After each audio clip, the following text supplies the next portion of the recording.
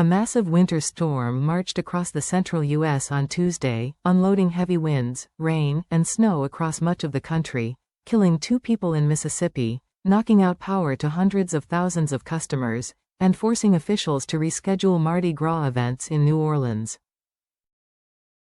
2 people in Mississippi died due to the severe weather, Governor Tate Reeves confirmed on the social media platform X. WAPT TV reported that 1 person was killed when a power line fell in Madison County and that another person in the same county died after a tree fell on his car. The National Weather Service issued a tornado watch Tuesday extended until 9 p.m. Central Time for parts of Mississippi and Louisiana, including New Orleans, where tens of thousands gathered outdoors for the yearly Mardi Gras celebration. Police had already announced shortened parade routes ahead of the harsh weather.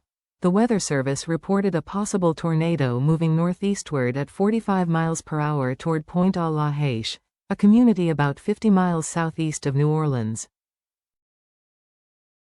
By 8 p.m. Central Time, the service said severe weather in the region was almost done as the line of storms steadily moved east off the Louisiana coast.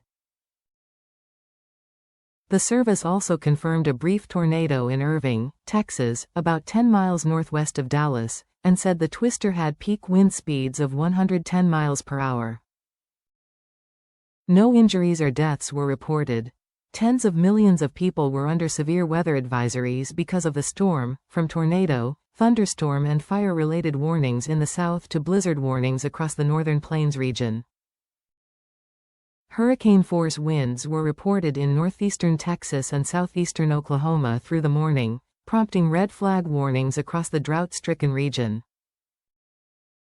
The winds caused widespread power outages that affected over 360,000 homes and businesses in Texas alone. Meanwhile, forecasters in Minnesota and Nebraska warned of heavy snowfall that could cause whiteout conditions and make travel treacherous and potentially life-threatening. Through the midweek, the low-pressure system is expected to spread as far south as Florida and as far north as Pennsylvania and New Jersey, coming up just short of New York City, which may still be in for some thunderstorms, AccuWeather said. In all, the storm could impact up to 170 million people across more than 20 states.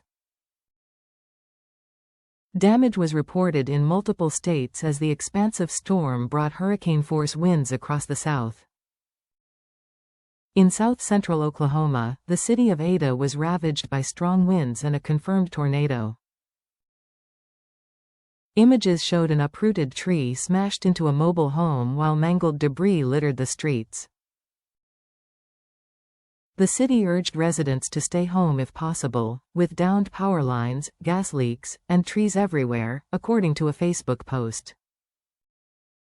In Louisville, Texas, multiple local media outlets reported that a warehouse collapsed overnight. The city said wreckage covered roads and winds knocked out traffic lights, snarling traffic. In the nearby city of Irving, the police department said on X that there was significant storm damage. In Plano, just north of Dallas, winds ripped off a portion of a high school's roof while heavy rain flooded the school's sports facility, co-reported. The NWS office in Fort Worth, Texas, said dust storms the rest of Tuesday will reduce visibility to about 2 miles in some locations. The El Paso, Texas, office of the NWS warned motorists against driving in such conditions Tuesday, when a plume of dust from New Mexico was headed its way. The previous day, a large, fast-moving dust storm known as a haboob drastically reduced visibility in parts of New Mexico and Texas. In Ascension Parish, Louisiana, the local sheriff's office said about 5 houses received weather-related damage on Tuesday.